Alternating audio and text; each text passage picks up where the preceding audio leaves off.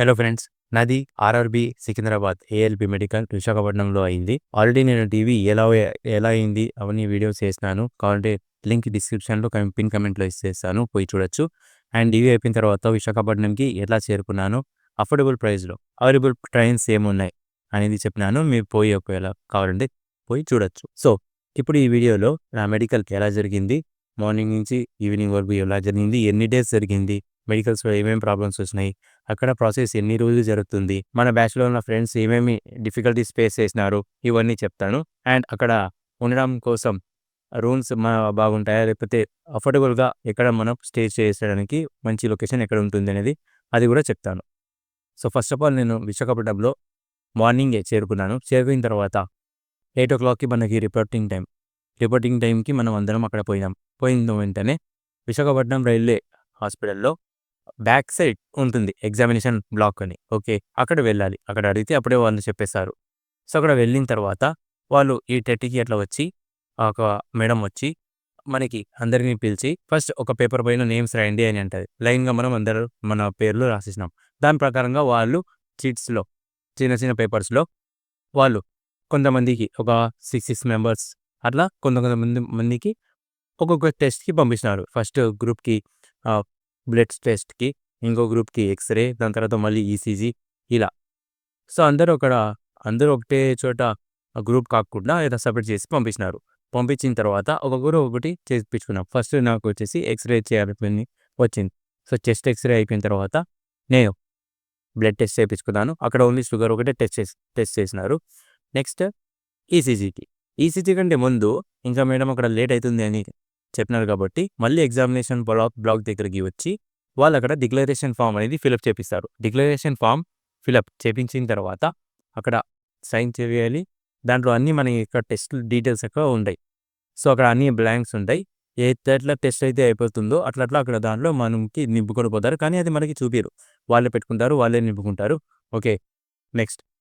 So, అది అయిపోయిన తర్వాత డిక్లరేషన్ ఫామ్ అయిపోయిన తర్వాత మనకి ఈసీజీకి పంపిస్తారు. ఈసీజీకి పంపించిన తర్వాత అక్కడ ఈసీజీ కొంతమందికి ప్రాబ్లమ్ వచ్చింది. కొంతమందికి ఈజీగా అయిపోయింది. నెక్స్ట్ అక్కడ ఎలా ఉంటుందంటే డిక్లరేషన్ ఫామ్ ఇస్తున్నారు కదా! ఇప్పుడు మనం పోయినాం గ్రూప్. మనకి ఒక డాక్టర్ అలాట్ చేసేస్తారు. ఆ డాక్టరే చూసుకుంటాడన్ని. మళ్ళీ నెక్స్ట్ డే వచ్చిన గ్రూప్‌కి వేరే డాక్టర్. ఇలా ఒక్కొక్క డేకి ఒక్కొక్క గ్రూప్‌కి వేరే వేరే డాక్టర్ ఉంటాడు. సో, డాక్టర్‌ని బట్టి మన ఎగ్జామినేషన్ ఎలా జరుగుతుందనేది డిపెండ్ అయితది. సో, మనది ఎలా జరిగిందంటే ఈసీజీ అయిపోయిన తర్వాత ఫిజికల్ జరిగింది. ఆ ఫిజికల్‌లో బాడీ అంతా చెకప్ చేశారు. ఎలా ఫిజికల్ జరుగుతది తెలుసు. ఓకే. అంతా బాడీ అంతా క్లాత్స్ అని రిమూవ్ చేయండి అంటారు. రిమూవ్ చేసి చూస్తారు.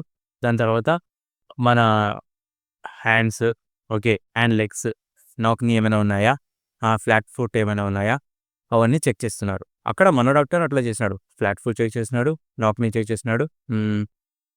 నెక్స్ట్ ఈ తి మౌత్ ఓపెన్ చేసి చూసినాడు. నెక్స్ట్ ఏమైనా స్క్వింట్ ఐస్ ఏమైనా ఉన్నాయా? వెన్నకల్లో ఏమైనా ఉన్నాయా అని చూసినాడు. టార్చ్ చేసి కూడా చూసినాడు. అవన్నీ చూసినాడు ఫిజికల్‌లో. అక్కడ ఒక్కొక్కరికి కొంతమందికి ఫ్లాట్ ఫుట్ ప్రాబ్లమ్ వచ్చింది. కొంతమందికి నాక్ నీ వచ్చింది. ఇంకా ఈసీజీలో ప్రాబ్లమ్ వచ్చిన వాళ్ళకి 2డీ ఎకో చేపించుకో అని ఇట్లా రాసి ఇచ్చినారు బయట చేపించుకోవాలి. అక్కడ మాత్రం విశాఖపట్నంలో మాత్రం మెడికల్ వచ్చేసి 2-3 డేస్‌లో అవ్వదు. 4-5 డేస్, ఒక్కొక్కరికి 10 డేస్ కూడా అయితుంది. కాబట్టి మీరు ఒక 10 డేస్‌కి సరిపడే అమౌంట్ తీసుకొని వెళ్ళాలి. అక్కడ స్టే చేసేకి ఎలా అంటే నెక్స్ట్ దానికంటే ముందు ఫిజికల్ అయిపోయింది కదా! ఫిజికల్ అయిపోతేనే ఇంకా పంపించినారు. నెక్స్ట్ పంపిలే. ఫిజికల్ అయిపోయిన తర్వాత మళ్ళీ సాయంత్రం రాత్రి వచ్చేసి ఈవినింగ్ 6:30కి అలా ఐ టెస్ట్ కోసం పిలిచినారు. ఐ టెస్ట్‌కి ఆడ 6/6 బాగా కనబడుతుంది ఈజీగా.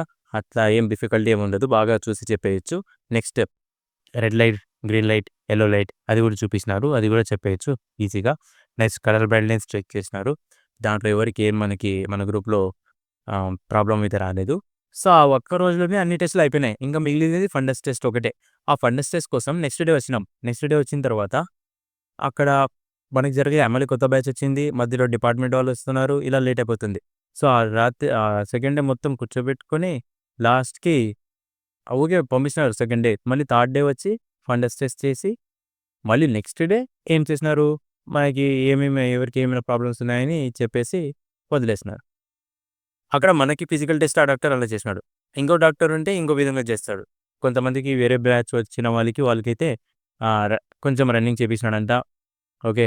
సిటప్స్ చేపించినాడంట. ఇలా డాక్టర్‌ని బట్టి ఒక్కొక్కరు ఒక్కొక్క విధంగా ఫిజికల్ టెస్ట్ చేస్తారు. సో, ఈజీగా అయిపోతుంది ఇది గూడా. Just time lag. అక్కడ ఉండడానికి అక్కడ స్టే చేయడానికి ఎలా అంటే ఫస్ట్ పోతేనే నేను ఒక 2, 3 డేస్ నాకింకా తెలీదు. అప్పుడే రూమ్ తీసుకున్నాం 400 పర్ పర్సన్ అని హోటల్‌లో అండ్ తినేకి బయట. ఒక 2, 3 డేస్ అయిపోయిన తర్వాత మళ్ళీ ఇంకా తిరిగింటే కొంతమందికి చెప్పినా ఇంకా డార్మిటరీస్ ఉంటాయి ఇక్కడ. డార్మిటరీస్‌లో అయితే 200 పర్ పర్సనే ఈజీగా. ఆవిడ ఎక్కడెక్కడ ఉన్న డార్మిటరీస్, రూమ్స్ ఎక్కడ బాగున్నాయని నేను లింక్ కింద డిస్క్రిప్షన్‌లో ఇస్తాను. పోయి మీరు సెర్చ్ చేసి చూడండి. ఏమైనా గానీ మీరు అమౌంట్ ఏమైది ఉంటే డార్మిటరీస్‌లో 200 పర్ పర్సన్ సూపర్ ఉంటది. ఏసీ ఏమంటే జనాలందరూ ఉంటారు. అది ఒక డిస్టర్బెన్స్ తప్ప ఇంకా మిగతాది అంతా బాగుంటుంది.